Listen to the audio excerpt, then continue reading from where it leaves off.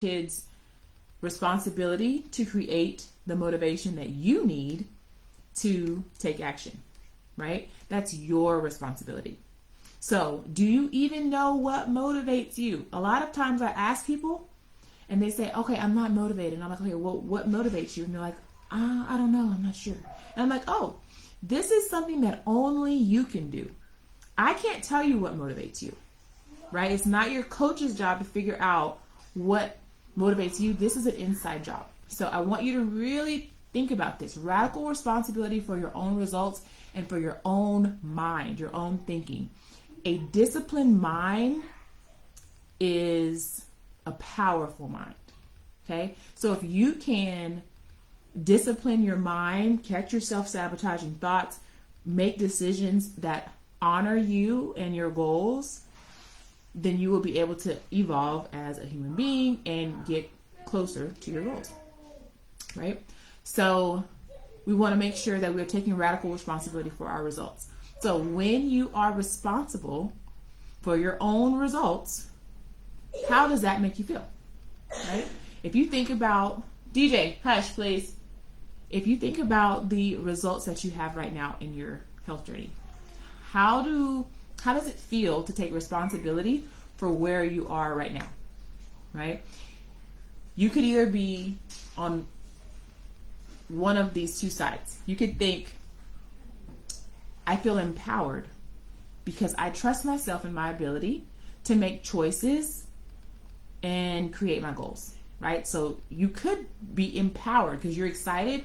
When I think about the fact that I'm responsible for my results, I get excited because I trust myself, right? So if you feel defeated or scared or unsure if you can stay consistent, that just means that there's a lack of confidence, and that's where you need to work on, right? It's not so much the meal plan, it's not so much the workout.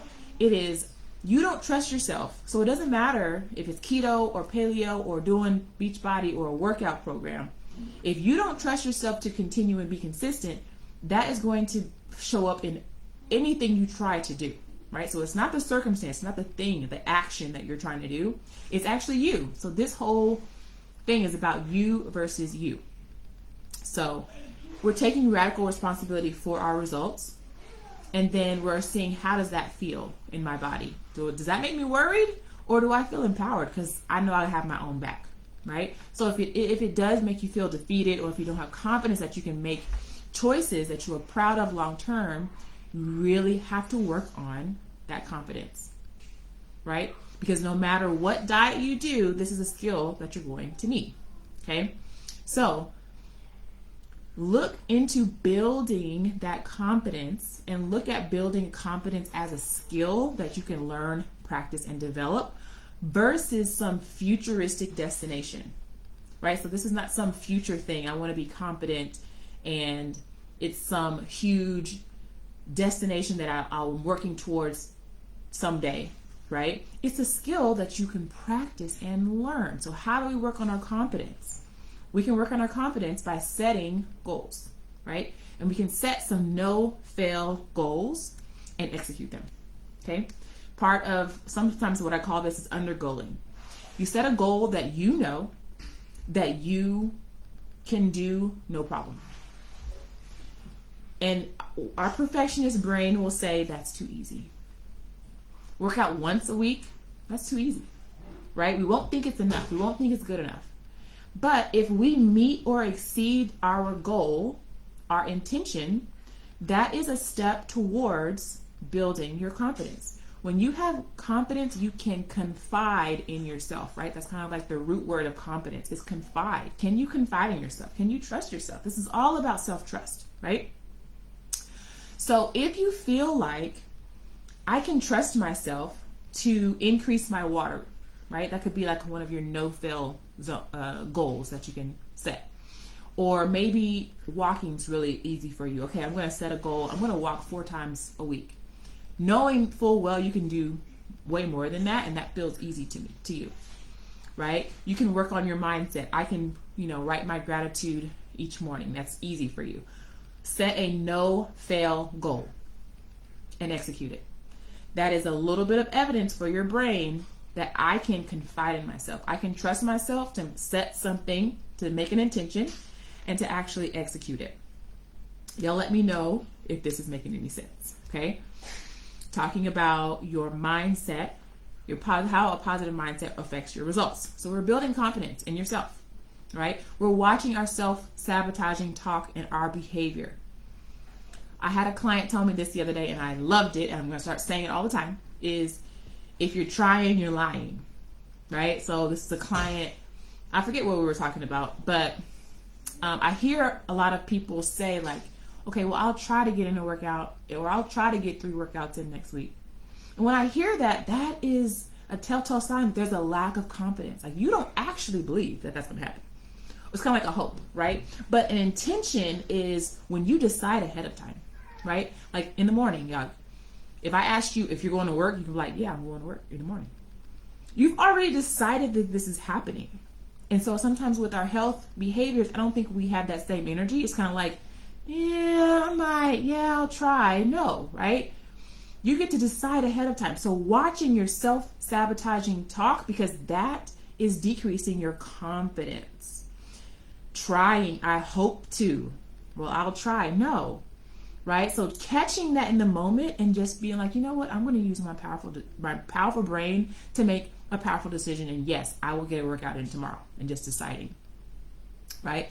You can catch yourself when you're scrolling on Instagram or Facebook or procrastinating in some way.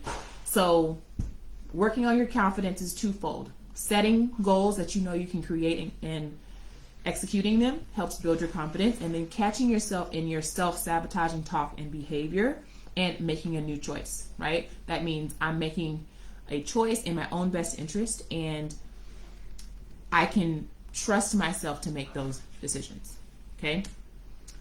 All right, so then when you are confident about you showing up for you, you can make progress when you are setting realistic goals. So confidence is really the feeling that we're all trying to get to, right? So when we feel like I can't do this, I'll never reach my goal, I'm not sure if I can stay consistent, I start out strong and then I lose motivation, this will show up in the actions that you take. This is why you keep starting over on Monday. This is why January you're all lit up about some new thing you're doing, and by February you've forgotten all about it. Can you confide in you? Can you trust you? Okay?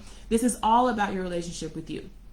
And what do your current results say about your relationship with yourself?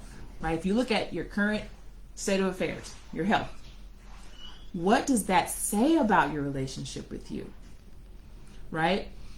Can you take radical responsibility for what that says about your relationship with yourself and how much you can confide in yourself and you trust yourself and you can set a commitment and stick to it? Right? How are you building and working on your mindset? How are you building and working on your confidence with yourself? Okay? So here are a few ways that you can work on your mindset for better results. Number 1, listening to something positive every day. Okay? This is something passive, y'all. This is so easy to do. This is one of those no-fail things that you can set. Listen to something positive every single day, whether it's a podcast, YouTube video. You can do this while you're driving to work, while you're brushing your teeth. It changes your brain. It's the reason why we read to our children, because we're putting in, right? A lot of times too, we'll only work on our mindset if something has happened and we're really stressed and we're like praying a lot, we're journaling, we're trying to get ourselves in a better mood because we're stressed. But I want you to know that work on your mindset is especially for the times that things are actually going well, because you're filling up your own cup. So when things are happening in your life and you may not be as strong mentally, you have already been pouring into yourself, okay? So listening to something positive every day. Practicing gratitude. Oprah told me this. Gratitude will change your life. And it absolutely did, right? So several years ago, I would be in my walk-in closet I was not a happy person. I was a zombie. I was doing everything that I needed to do, go to work, take care of my daughter, but I was so unhappy. And I started journaling and writing gratitude and writing down my goals, and I just did everything Oprah told me to do. And I had a vision board, and I said, work from home, work from anywhere. And y'all, I created this. And so I know firsthand that it changes your life, okay? Another way you can work on your mindset is practice accepting the present moment instead of wishing things were different. So this causes a lot of suffering. Life will always be 50-50, even when you get to your goal. So this goal weight that you want to be at, you think you're going to be so confident. Life's going to be so great. You're going to be so happy. You're going to look so cute in your clothes. And you're going to think that everything's going to be so awesome once you get there. But guess what? Life is always going to be 50-50. And so don't rush this moment away and think that happiness is somewhere else, right? There's a saying that says if happiness is always in the future, it'll never be where you are right now, right? The future's fake. So we want to accept our present moment, whether that means accepting your body the way that it is right now and changing it out of love and not hate, right? We want to accept our life circumstances, just a letting go of the control and the fear to release the suffering and wishing things were different. Okay? So, accepting the present moment. Life will always be 50-50. We think that things are going to be so much better when we insert your goal, but the journey is the win. How can you enjoy it more? Okay? And then another way to work on your confidence and your mindset is self-coaching. This is something that I teach my clients. Coaching yourself with helpful questions. Okay, so if you don't like the answer that you're finding about yourself, these deep beliefs that are not helpful, ask better questions. When you start looking for better, looking for why you are worthy, why you're worth it, why this is working, you will find it. But the more you're searching for why this is hard, how come you can't do it, your excuses of why you couldn't get up to work out this morning, you're going to find more and more of that, right? So self-coaching, by asking yourself questions. How can I make progress anyway? This is one of my number one questions that I ask myself when I don't feel like doing it. When I'm at the gym and I'm like, I don't like to do this. I don't want to be here. I ask myself, how can I make progress anyway? And my brain starts to figure it out. Okay? What do I need to do today that gets me closer to my goals? I love this question. What do I need to do today to get me closer to my goals? You know the answer, okay? Another question. What do I need to think today to help me feel the way I need to feel in order to take the action that I need to take? And really sit in that and think about that. What is that, right? Like, do you know what motivates you? Do you even know? I need you to write this down. What are the things that motivate you? This is something that I'm going to be mapping out with you inside the Fit Figure Formula.